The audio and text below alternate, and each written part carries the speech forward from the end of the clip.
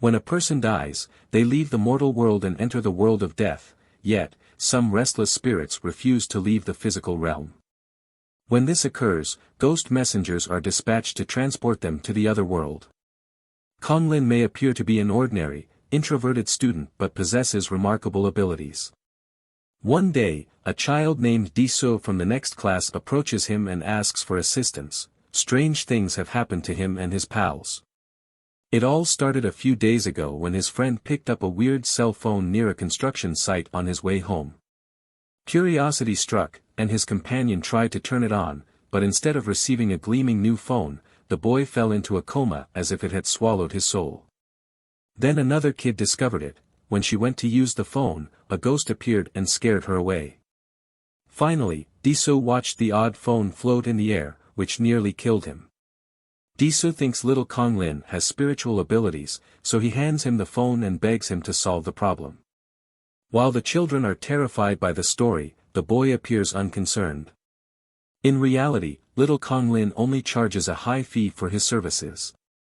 When school is finished, the little Ghostbuster returns home, where he lives with his grandfather and runs an antique shop together. The command center of the ghost messengers is highly digitalized. They use advanced technologies to find and monitor wandering spirits in the physical realm. The ghost messengers are headed by their capable leader, Bari. They detect an urgent tip about a spirit that will presumably haunt a location. Bari panics when she hears that it is intended to be reported to the higher-ups by a certain ghost messenger named Kanglin. Kanglin appears unable to complete the report, so Bari decides to cover for him. Is that another Kanglin? Little Kanglin is surfing the web on his computer when several spirit bugs decide to disturb him. He's surprised at how much they've grown, but that doesn't stop him from swapping the bothersome bugs away. If anyone else saw him right now, they'd believe he was crazy because these ghosts can't be seen with the human eye. Kanglin, on the other hand, has been seeing them since he was a toddler. His mother, too, had the same gift, and she always chastised him for playing with these animals. It wasn't because his mother was strange, she was simply concerned for his safety. The capacity to see spirits is unusual. She used to blame herself for giving him this power. That's why, as he grew older, little Kanglin sought to disregard every spiritual being he encountered. But doing so is difficult. They occasionally resemble lanterns. Little Kanglin is attempting to find out how the unusual cell phone works that night after dinner with his grandfather. He is perplexed because the phone appears to be out of date. But when he touches it, he is astonished to feel the ghost energy on it, indicating that it is indeed haunted. After some time, he successfully turns it on, and the body of a mysterious youngster is being rebuilt inside. Little Kanglin activates the camera after additional fumbling with the phone. Surprisingly, he notices that the bug spirits can be seen through it. He photographs the spirit insect, only for it to vanish. He becomes even more enthralled when he realizes the phone can capture the spirit inside it and then release it when he presses the camera again. It frightens the bug spirits, so the little terror continues to play with it and annoys the unfortunate critters. It's time to get even. However, while horsing around, little Kanglin receives a message that shocks him. "Let me out," says the text. He initially assumes the message is from the insect spirit he kidnapped, but this is doubtful. Do these bugs even know how to text? He suddenly sees another message. This time, it says, "I'm imprisoned." Photo. Assuming that the messages are from the spirit haunting the phone, he searches through the gallery and finds the photo of the three pupils indicated by Disu. It appears that ASU was the one who took the photo and lied to avoid being implicated. There's also a picture of a man, as well as other dog spirit images. He is undecided on which of them he should break free from. Little Kanglin observes the three pupils previously caught in the phone heading to school and lashing out at Disu the following day at school. He seemed to have chosen to let the three students out. He refuses to eat dinner when he returns home, much to his grandfather's chagrin. When he is alone in his room, he releases the spirit from the phone and is startled when a boy emerges. Little Kanglin swiftly puts the unknown youngster back inside after he tries to seize his spirit phone. So it's referred to as a soul phone. The child is irritated at being locked within his soul phone once more. Every syllable he says is converted into writing as he begs little Kanglin to set him free. Unfortunately for the ghost, little Kanglin has a mischievous streak. He declines his request and asks for his identification instead. The boy claims to be a good person, no, a soul that traps evil spirits. Little Kanglin, on the other hand, merely mocks him for being locked in the phone, which irritates the youngster. The unknown boy was then shown to be on a mission to collect wicked dog spirits. He encountered the mother dog spirit, who was anxious to tear him apart after successfully putting them all within his soul phone. While fighting the big dog, he converted the soul phone into a sword and unleashed a devastating assault that ripped the dog in half. But it wasn't enough to stop it. The dog threw him and his weapon away when the bodies were merged. In the midst of it all, he took a selfie with his soul phone, and as we've all seen, a soul phone plus and shooting pictures equals a trapped soul. Ghost messengers, it appears, are not immune to this. The boy advises little Kanglin not to unleash the puppies, but little Kanglin, being the headstrong kid that he is, does the exact opposite and releases the puppies. As he plays with them, he wonders if these adorable little creatures are indeed hazardous. He doesn't notice that one of the puppies is already staring at the bug spirits as if it's about to maul them. Little Kanglin goes to the building site where the soul phone was discovered the next day after school. He instantly pulls it out and scans the area with the device. To his horror, the mother dog spirit is guarding the place on top of the building. The fear reminds him of his mother's advice to pretend he isn't seeing things that regular people can't see. His mother urged him to remember her words before an unknown monster consumed her. When he sees this big threat in front of him, little Kanglin rushes back home, recalling his grandfather, who may be in danger. Meanwhile, the puppies are fighting the insect spirits in little Kanglin's room. When the child arrives, he is relieved to learn that his grandfather is safe and well in their antique business, and he advises him not to go upstairs. He hurries into his chamber, where he is greeted by the shambles left by the dog ghosts. Just when he thought they were gone, a merged soul of the puppies appeared from behind him. They form a 10 to attack him, but they flee through the window when they hear their mother's screams. Recognizing his severe error, he promptly tells the boy over the phone and releases him. The boy, taken off guard, slaps him as he explains what happened. Little Kanglin becomes silent as the kid chastises him for removing the spirit puppies, warning him that his obstinacy may endanger other people. He then traces the evil spirits on his soul phone, leaving little Kanglin dumbfounded in his room. Against his grandson's wishes, the grandfather goes to his room, and when he finds his grandson's dirty room, he becomes concerned. As little Kanglin regains consciousness, he accompanies the boy to the building site. The puppies rejoin their mother at the construction site just in time for the kid to arrive and witness the mother's spirit strengthening and getting stronger. When the large dog sees him, he strikes, prompting the youngster to build walls around them, creating a shelter. This refuge will aid in keeping the evil spirit at bay. He then calls 2 giant fish spirits to fight the mother dog using his soul phone. Bari has now disguised herself as a human, and she detects her phone's weak connection. She recognizes right once that it must be because of a refuge. When little Kanglin arrives at the construction site, he is astounded by the massive sanctuary. Some of the blocks open up for him just as he's about to touch it. When the walls close behind him, he is almost hit by the head of the fish, which had been placed in his path by accident. He then observes the youngster battling the mother dog. Although the child can avoid the enemy's blows, it's evident that he's fighting to defeat the massive hound while avoiding a swarm of metal sticks thrown at him. He notices little Kanglin and is taken aback by his appearance. When the dog discovers little Kanglin, it unleashes a bulldozer on him, prompting the boy to defend the child by conjuring enormous frog spirits. This time, he tells little Kanglin to hide somewhere while confronting the dog. Using his soul phone once more, he summons a massive robot carrying a giant scroll, gradually forcing the dog to transition into its regular spirit form, making it simpler for the kid to defeat it. The dog returns to its usual size but attacks the youngster, causing him to drop his phone on the ground. Little Kanglin races towards the phone as the dog tries to seize it before the dog spirit can harm him. He finally uses the phone to catch the spirit. When the dog vanishes, the boy immediately checks on the child, who is still dazed by the altercation. The kid compliments little Kanglin, who then inquires about the spirits. The youngster adds that they are vengeful animal spirits, unable to forsake their regrets in the world of the living. When challenged about his identity, the youngster responds ambiguously that he is a being that everyone must encounter at least once in their lives. He refuses to say anything else, claiming that little Kanglin should ignore him for now. He's now demanding his soul phone back since it's too much for little Kanglin to handle. Oh, my lovely boy.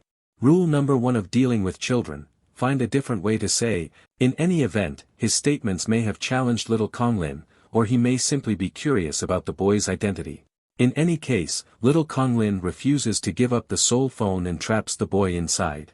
What a young man. 2 weeks later, Bari is spotted in a cafe, looking at images of the strange boy on her phone. It turns out that the youngster is Kanglin, the ghost messenger she has been hunting for since he went missing. Bari is covering for him by completing reports in his place. She appears irritated, so she entertains herself by shopping and purchasing clothes. After a long day of shopping, she receives a phone call from work, and she panics when she realizes it's her boss, Mago. Mago has infiltrated her workplace, searching her computer for the reports Kanglin was meant to submit.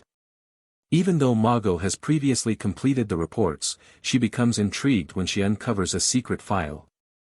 When Mago discovers the file is multi-password secured, the stress rises even higher.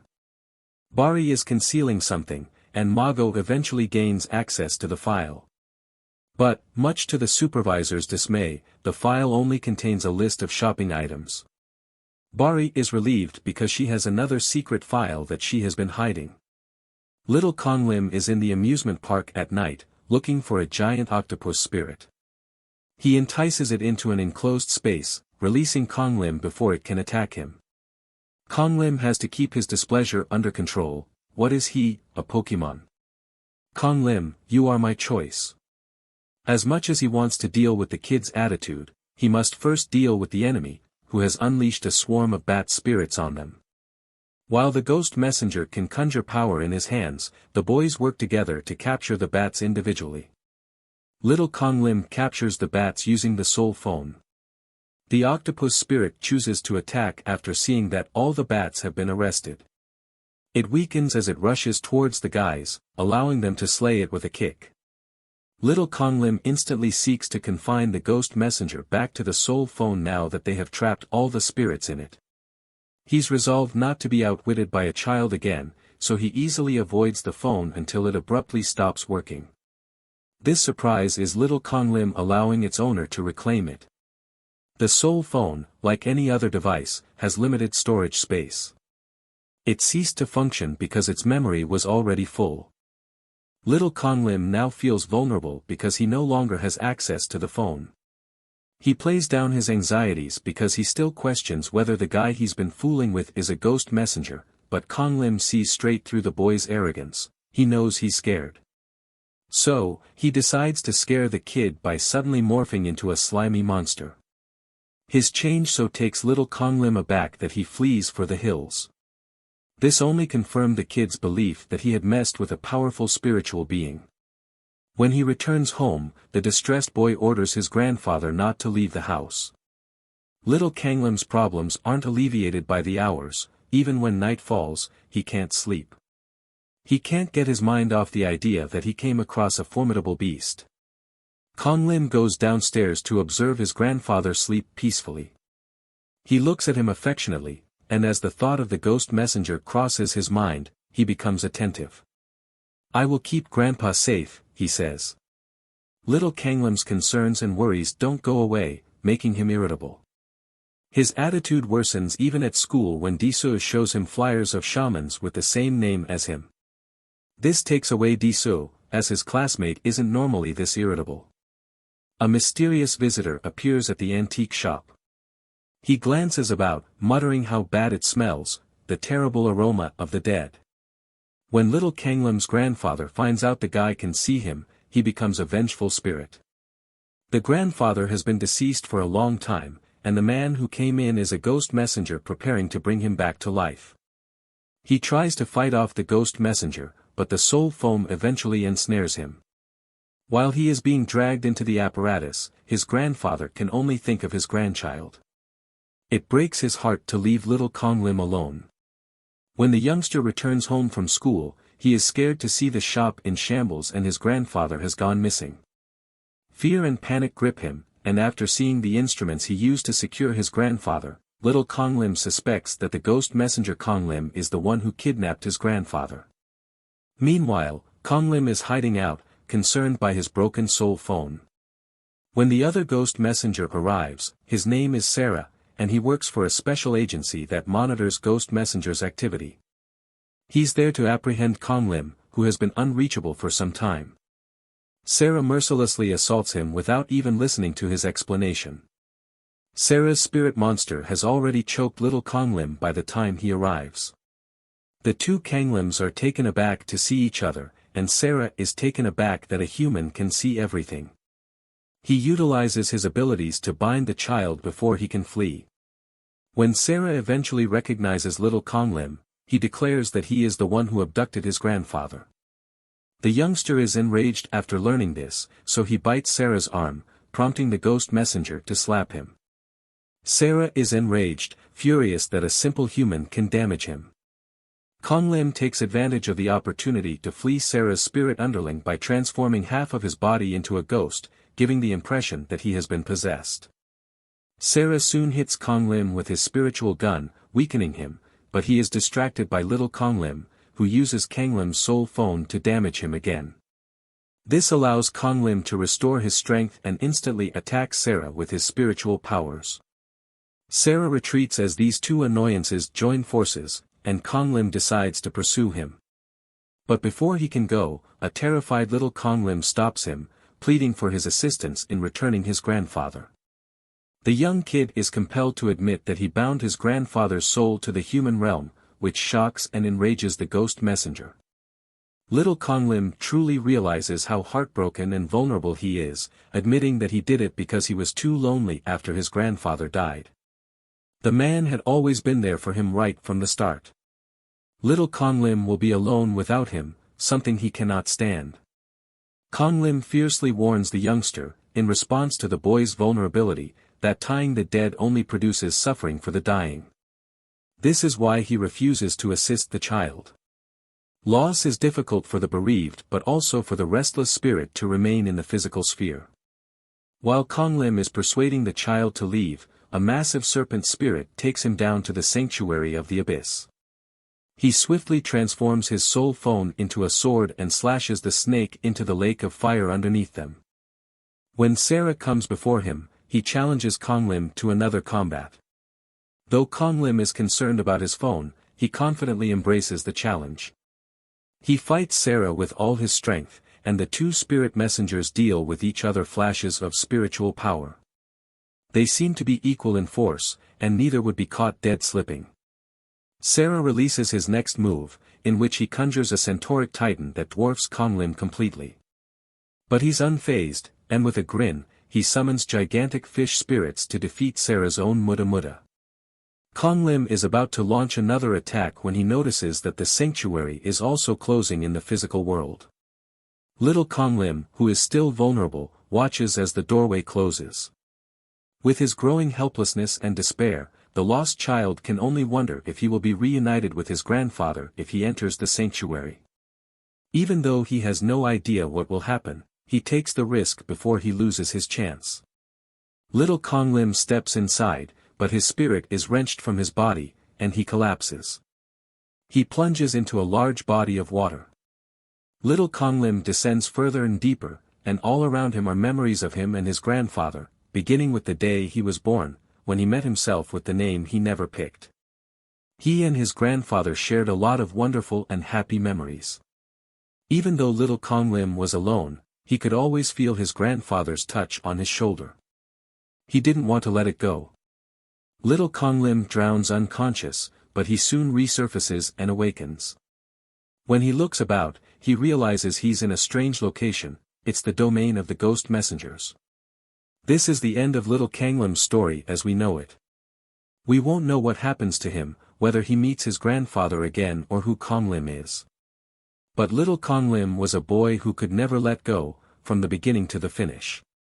He may have spent his entire life alone, but he was always afraid of being alone. His decision was rash, yet it's difficult to blame the heartbroken child. After all, what is life, if not a chance to alleviate the scourge of loneliness? Thanks for watching. If this series is the most liked in my anime recap production, I will make a part 2. Also, if you haven't yet, please subscribe to help me make more content.